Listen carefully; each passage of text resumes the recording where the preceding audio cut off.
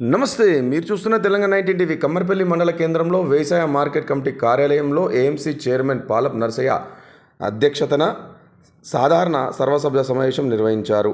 ఈ సమావేశంలో పలు అంశాలపై చర్చించి సభ్యులందరూ ఏకగ్రీవంగా ఆమోదించి తీర్మానాలు చేశారు. గత 3 నెలలకు సంబంధించిన ఆదాయ వ్యయాలను ఆమోదిస్తూ తీర్మానం, రాబోయే 2026-27 సంవత్సరానికి కావలసిన బడ్జెట్ అంచనాలను ఆమోదిస్తూ తీర్మానం, యార్డులో చేపట్టవలసిన అభివృద్ధి పనుల కోసం ప్రతిపాదనలను ప్రభుత్వం ఆమోదించి 1,57,00,000 మంజూరు చేసింది.